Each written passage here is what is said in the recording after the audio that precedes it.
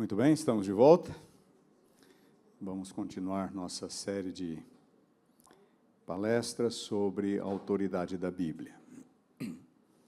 Neste momento, nós vamos estudar uma passagem muito importante, que tem sido muito mal compreendida por cristãos em geral. Eu já disse para vocês de Lucas, capítulo 16, versículos 29 a 31, ou Lucas 16, 16. A lei e os profetas, por que que o tradutor colocou profetizaram ali? Ele colocou vigoraram, porque é assim que ele pensa. É assim que ele pensa. Ele acha que o Antigo Testamento passou, então ele acrescentou o verbo vigoraram. Mas eu já disse para vocês que quando nós levamos em consideração outros evangelhos, Mateus, onde encontramos a mesma frase, não há como Jesus estar dizendo isto, porque na frase seguinte, no versículo seguinte, ele também diz, é mais fácil passar o céu e a terra do que cair alguma coisa da lei. E então vem os versículos 29 a 31, isso só no capítulo 16 de Lucas. Agora nós vamos estudar uma passagem de Mateus. Uma das ideias que existem por aí é de que Jesus é um princípio de interpretação. Jesus é, em si mesmo, um princípio de interpretação, um princípio hermenêutico. Então, a ideia é mais ou menos assim. Qualquer coisa que eu encontre na Bíblia, eu tenho que checar, confrontar com o que Jesus ensinou. Se Jesus não ensinou, então eu rejeito. É como se Jesus fosse um filtro para qualquer ensinamento inspirado. Na verdade, esta é uma tentativa arbitrária, de dizer ou de tentar justificar a própria incredulidade. É muito fácil eu dizer, não vou aceitar isso porque Cristo não falou nada sobre isso. Jesus falou pouco sobre doutrina, Jesus falou pouco sobre moral. E essa é exatamente a razão pela qual muitas pessoas querem dizer que vão usar este filtro de Jesus. Porque eles não gostam de doutrinas, não gostam de exortações morais, e nós vivemos numa época de moral livre.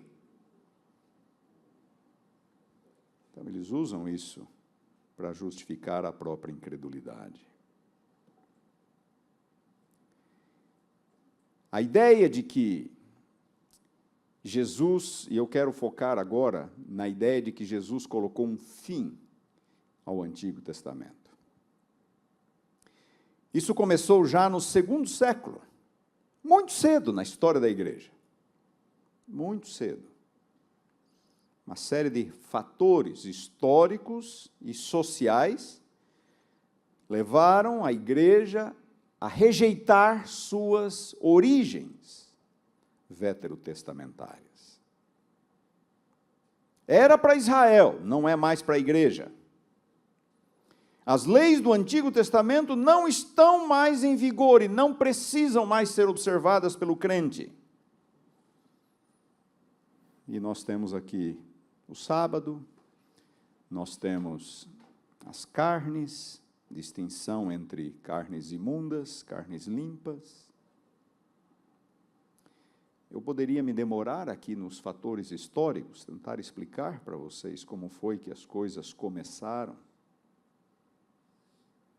Mas eu quero me dedicar ao estudo bíblico. A verdade é que o cristianismo nunca se recuperou dessas ideias que começaram já no 2º século. Nunca se recuperou.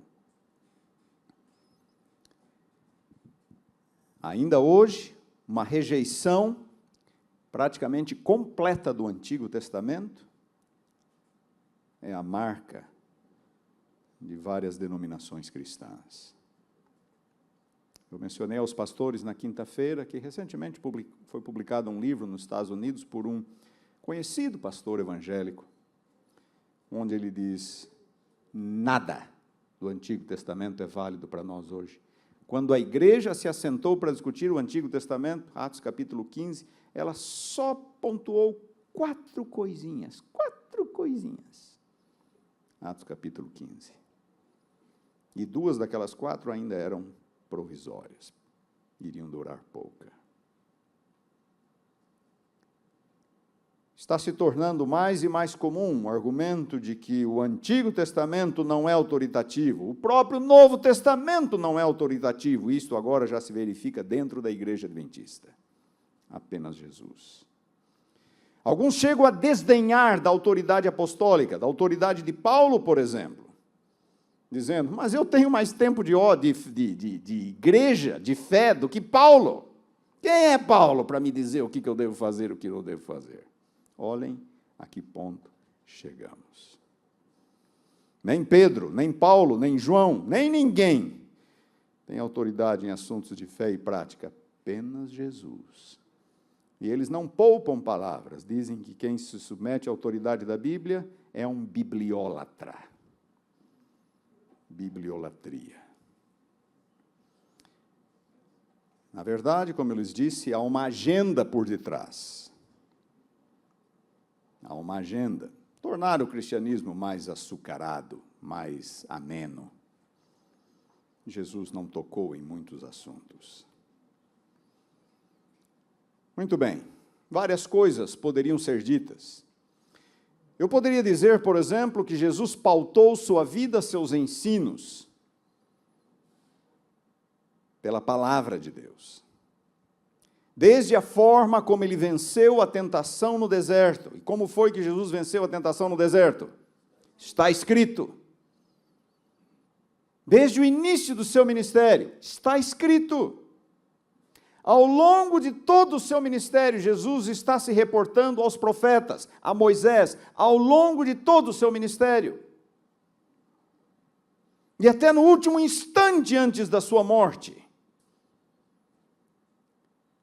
ele usou os salmos para expressar o temor da eterna separação do Pai. Deus meu, por que me desamparaste? Após a ressurreição, no caminho para Emaús, repreendeu os discípulos por não crerem em... Ele usou uma palavrinha, por não crerem em tudo o que os profetas disseram, por não crerem em tudo o que está no Antigo Testamento, na lei e nos profetas. Poderia dar muitos exemplos. Todo instante Jesus está recorrendo à autoridade das Escrituras. Segunda forma de abordar essa questão é mostrar que Jesus explicitamente enfatizou a autoridade das Escrituras. Explicitamente. E eu quero que vocês abram sua Bíblia comigo agora em Mateus capítulo 5. E nós vamos gastar um tempo estudando esta passagem. Mateus capítulo 5, versículos 17 a 20.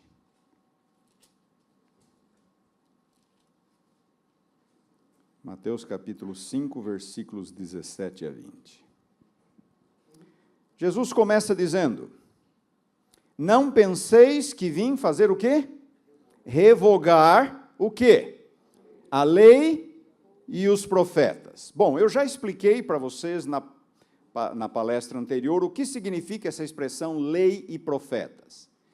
Era como os judeus dividiam o cânon do Antigo Testamento. Tá? A expressão Antigo Testamento não existia. A expressão Bíblia não existia. Seriam termos cunhados posteriormente. Eles usavam a expressão as Escrituras, ou eles poderiam dizer a lei, os profetas e os escritos. Lei, profetas, escritos. A lei, os 5 primeiros livros de Moisés, os profetas, os escritos proféticos, os escritos, todo o resto. Como o livro de Salmos era mais importante, era o livro mais importante da terceira parte, os escritos, eles poderiam eventualmente falar a lei, os profetas e os salmos, como aparece em Lucas 24, 44. Ou apenas falar lei e profetas, porque eram as partes que os judeus consideravam mais importantes. Os judeus tinham graus, viam as Escrituras, classificavam as Escrituras com graus de importância. Ou eles poderiam falar apenas lei para o Antigo Testamento como um todo. Aqui Jesus, nenhuma dúvida, está se referindo ao Antigo Testamento. Não penseis que vim revogar a lei e os profetas. A palavra revogar significa exatamente isto. É o verbo grego katalio, significa destruir, anular, invalidar, revogar. Jesus está dizendo, eu não vim para anular, não vim para revogar, não vim para invalidar o Antigo Testamento. Katalio. Mas aí ele diz, vim para cumprir. Eu vim para cumprir. Às vezes, recorrer aos termos gregos originais nos ajudam um pouquinho. O verbo grego cumprir aqui é o verbo plerou. Plerou. Plerou pode ter dois significados. Pode significar terminar, dar um fim. Pode. Existem vários exemplos em que plerou é usado com esse sentido. Terminar, dar um fim. Mas ele também tem um segundo sentido, que é executar, satisfazer, fazer valer. Fazer valer. Qual dos dois sentidos?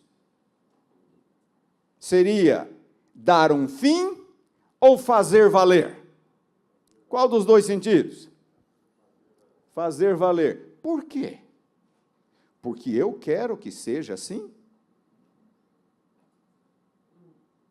Eu tenho que interpretar pela Bíblia. Eu tenho que interpretar pela Bíblia. E eu não preciso de muito esforço, porque Jesus fala, não penseis que eu vim revogar. Está explícito no texto. Eu não vim revogar, portanto, eu não posso interpretar o cumprir como se fosse revogar, invalidar. Jesus tem que estar dizendo outra coisa. O cumprir aqui tem que ser executar, satisfazer, fazer valer.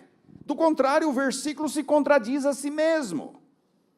Não penseis que vim revogar a lei e os profetas. Não vim para revogar, repete Jesus. Eu vim para fazer valer. Eu vim para satisfazer a lei e os profetas. Para executar aquilo que a lei e os profetas disseram. É muito importante que nós interpretemos o texto dentro de seu contexto. E aí Jesus diz no versículo 18, porque em verdade vos digo, até que o céu e a terra passem, nenhum i ou um tio jamais passará da lei até que tudo se cumpra. Está claro aqui de novo, ele não veio para revogar. Na verdade, enquanto durar o céu e a terra, diz Jesus, o que está lá, na lei e nos profetas, continuará valendo. Enquanto durar o céu e a terra, o que está lá, continuará valendo. Versículo 18. E aí, quando vamos para o 19, ele diz assim, aquele, pois, que violar um destes mandamentos, mesmo que os pequenos, se ele não veio para revogar, ele veio para fazer valer, se enquanto durar o céu e a terra, aquilo continuará valendo, aí ele diz, aquele que violar mesmo um dos menores e assim ensinar aos homens, será considerado mínimo no reino dos céus. Esta é uma expressão idiomática que significa não vai entrar no reino dos céus, tá? Essa é uma expressão idiomática, hebraica, que significa não vai entrar no reino dos céus. Expressões idiomáticas são expressões típicas de um povo, de uma região, de uma cultura. Nós temos nossas expressões idiomáticas, e quando vamos a outras regiões do Brasil, nos surpreendemos com as expressões idiomáticas que existem nesses lugares. Eu sou do Paraná, trabalhei em Santa Catarina, fui visitar o meu ancião uma vez, primeiro ancião, só estava o filho em casa. Cadê o seu pai? Gilmar. Meu pai foi fazer o rancho. E me levou um tempo para entender o que ele estava querendo dizer. Foi no mercado fazer a compra da semana. Foi fazer o rancho. Foi no mercado fazer a compra da semana ou do mês. Uma vez eu quase perdi minha noiva por causa de uma expressão idiomática. Eu estava num recesso em casa e ela liga para falar comigo. Na casa da minha mãe, ela liga para falar comigo. Ela era daqui de São Paulo. Minha mãe fala, ele subiu. Cadê ele? Ele subiu.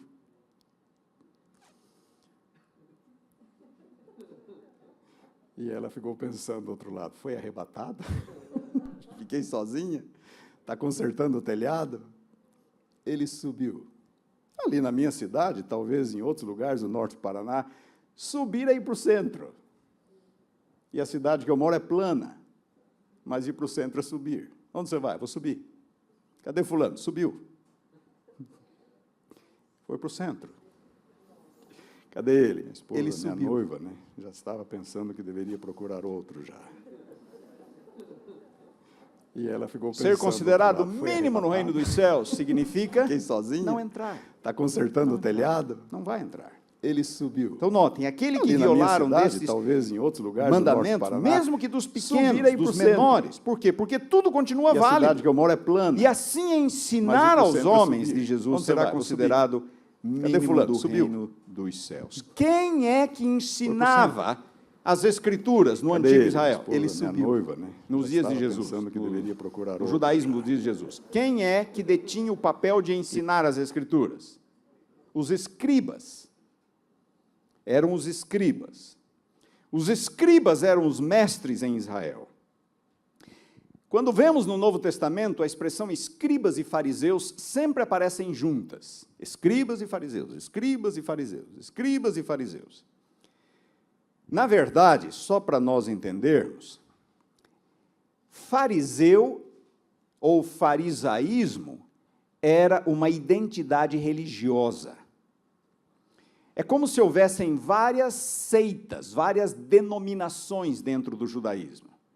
Então havia os saduceus, havia os fariseus e havia outros que não são mencionados na Bíblia. Os essênios, os matboteias, os remerobatistas. Como hoje existem os adventistas, os metodistas, os batistas, certo?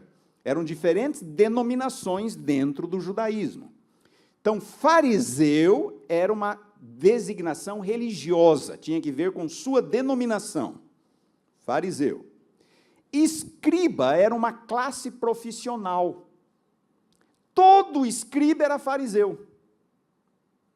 Mas nem todo fariseu era escriba. Vocês me entendem? Todo escriba era fariseu. Todo escriba pertencia à denominação dos fariseus, mas nem todo fariseu era escriba. Ele poderia ser um fariseu sem ser um mestre da lei. Sem ser necessariamente um mestre da lei. O escriba era um mestre da lei, era o teólogo, era o professor, o instrutor. Os escribas acreditavam que eles tinham que fazer 3 coisas com relação à lei. Primeiro, eles tinham que preservar a lei, e eram os escribas que copiavam, preservando a lei.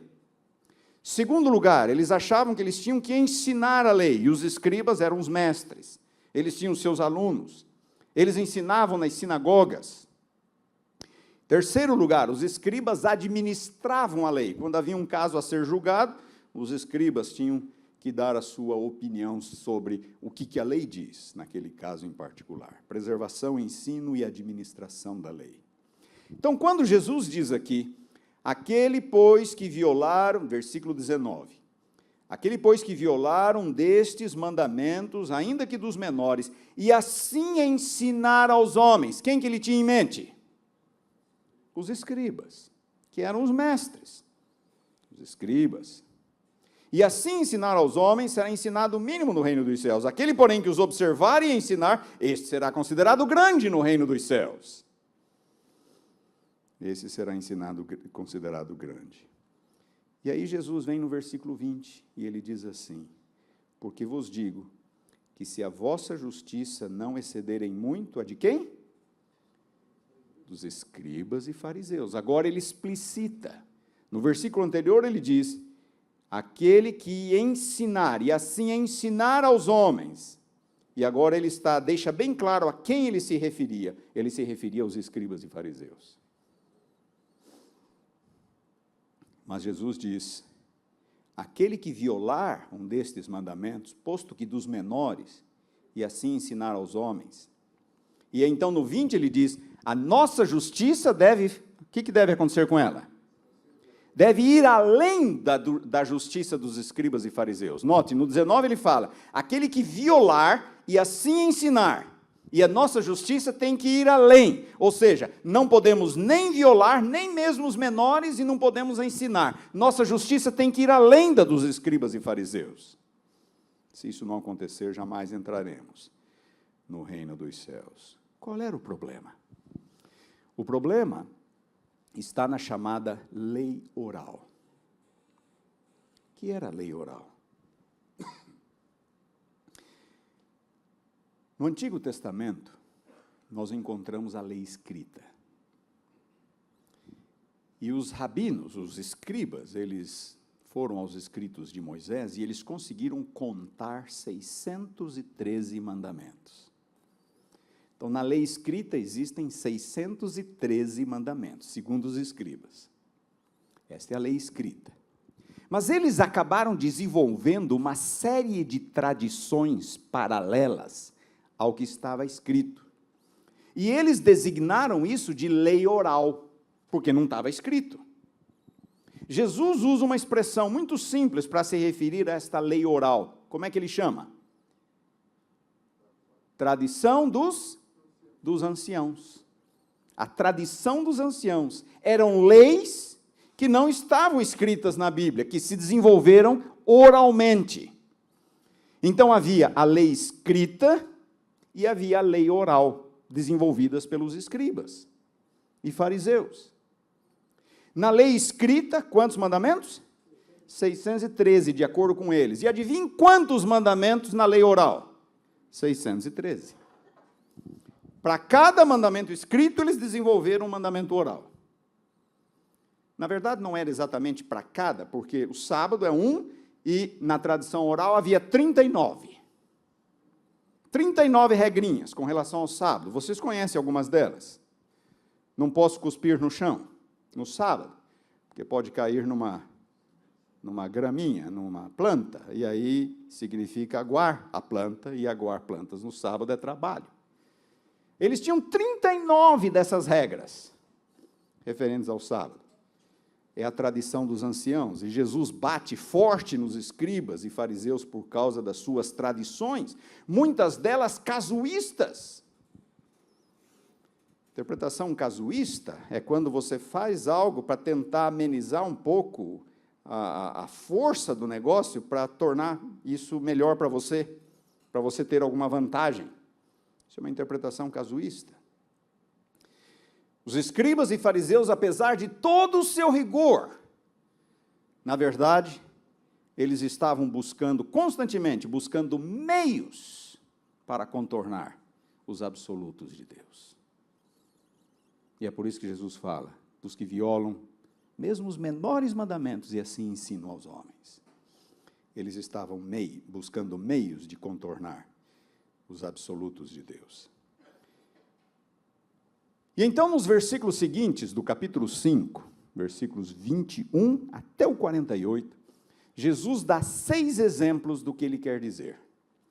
6 exemplos. E eu quero me ater a alguns desses exemplos agora. Do 21 ao 48. Notem como ele começa. 21. Ouvistes que foi dito aos antigos. Certo? Aí o segundo exemplo, versículo 27. Ouvistes que foi dito. Terceiro exemplo, versículo 31. Também foi dito. Quarto exemplo, versículo 33. Também ouvistes que foi dito aos antigos. Quinto exemplo, versículo 38. Ouvistes que foi dito. E o sexto e último exemplo, versículo 43, ouvistes que foi dito. Em seguida, a cada uma dessas declarações vem uma citação, porque Jesus fala, ouvistes o que foi dito aos antigos, e aí ele cita algo. Ouvistes o que foi dito.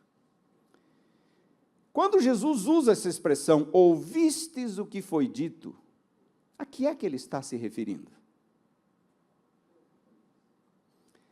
Ele não está se referindo ao Antigo Testamento. Ele está se referindo aos ensinos dos escribas e fariseus.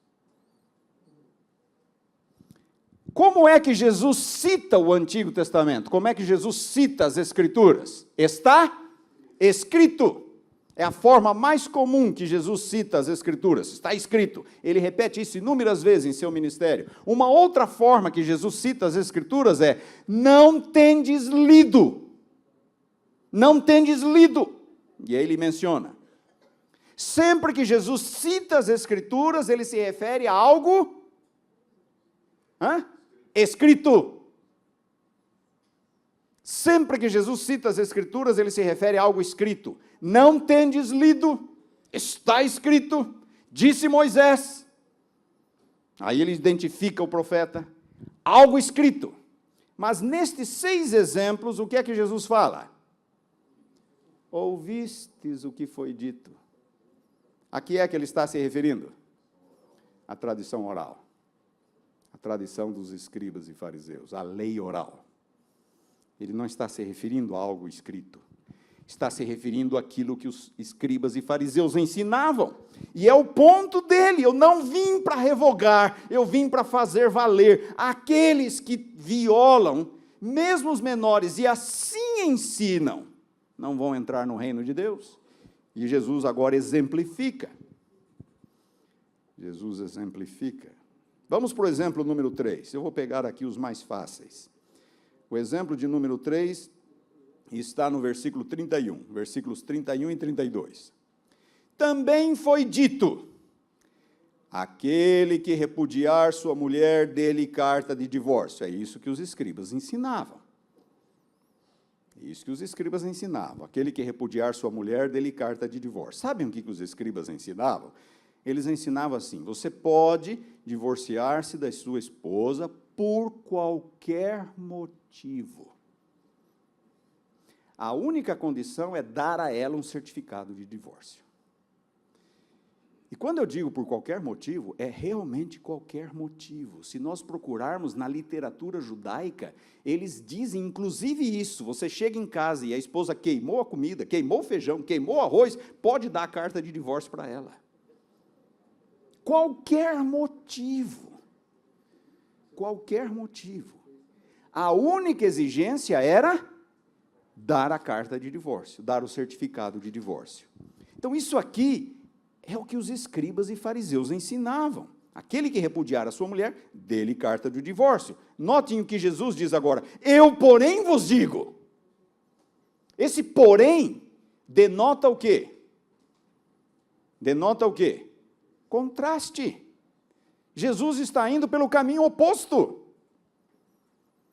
Jesus está indo pelo caminho oposto. Eu, porém, vos digo, qualquer que repudiar a sua mulher, exceto em caso de relações sexuais ilícitas, está expondo a mulher a tornar-se adúltera, e aquele que se casar com a repudiada comete adultério. É isso que está no Antigo Testamento. É isso que está no Antigo Testamento. Deuteronômio capítulo 24. Divórcio somente no caso de alguma prática imoral. Somente nesse contexto. Jesus vai repetir isso em Mateus capítulo 19. Mas não era o que os escribas e fariseus ensinavam. Quem está sendo mais rigoroso? Jesus ou os escribas? Jesus está sendo rigoroso. Ele está sendo fiel ao que diz Moisés. Jesus está sendo fiel. Os escribas e fariseus é que tentavam relativizar e facilitar as coisas. Para Jesus, o divórcio é uma concessão divina por causa do pecado, e unicamente em caso de relações sexuais ilícitas. Ouvistes o que foi dito. Jesus está aqui iniciando o seu ministério, é o sermão da montanha. E nesse sermão ele apresenta suas credenciais aos seus ouvintes, ao povo de Israel. Vocês estão acostumados com esses mestres, é isso que eles dizem, mas eu digo isto. Jesus está mostrando suas credenciais. Jesus não está revogando o Antigo Testamento. Olhem a introdução, os versículos que lemos. Não vim para revogar, eu vim para fazer valer, e é o que ele está fazendo, eu estou fazendo valer. É isso que Moisés escreve. Vamos para o exemplo de número 6, versículo 43. Ouvistes que foi dito: amarás o teu próximo e odiarás o teu inimigo. Isso é o que os escribas ensinavam. Amarás o teu próximo e odiarás o teu inimigo. Eu, porém, vos digo: amai os vossos inimigos, orai pelos que vos perseguem, para que vos torneis filhos do vosso Pai Celeste, porque Ele faz nascer o sol, etc, etc, etc. Se amardes somente os que vos amam, que recompensa tendes? Versículo 46. Se saudardes somente os vossos irmãos, que fazeis demais? Versículo 47. Nos dias de Israel, nos dias de Jesus, Israel era uma nação ocupada pelos romanos. Eles ocupavam, eles oprimiam, eles humilhavam, eles matavam. Naquele contexto, os rabinos, os escribas ensinavam: ame o próximo, mas odeie o seu inimigo. Odeie o seu inimigo. Não de acordo com Jesus. Quando vamos para o Antigo Testamento, Levítico capítulo 19, versículo 18, ali fala: amarás o teu próximo como a ti mesmo. Amarás o teu próximo como a ti mesmo. Duas diferenças, portanto, entre Jesus e os escribas. Primeiro, os escribas omitiram esta parte, como a ti mesmo. Eles omitiram essa parte. E, em segundo lugar, em nenhum lugar do Antigo Testamento, o Antigo Testamento ensina o ódio aos inimigos. Pelo contrário, Levítico 19 fala: não nutrir sentimento de vingança para com os inimigos. Os estrangeiros devem ser tratados com respeito e benevolência. É o ensino bíblico. Mas os escribas diziam: amarás o teu próximo e odiarás o teu inimigo. Jesus diz: amai os vossos inimigos e orai pelos que vos perseguem. Quem está sendo mais fiel às Escrituras? Jesus ou os escribas? Jesus está sendo fiel. E por que dizem, por que usam esta passagem para dizer que Jesus veio para revogar o Antigo Testamento? Se não é isso o que ele está ensinando.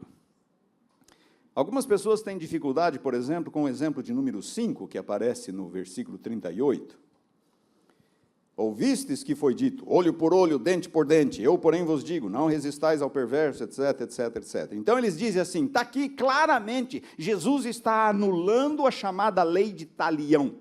Conhecem essa expressão? Lei de talião. Daqui veio a palavra retaliação.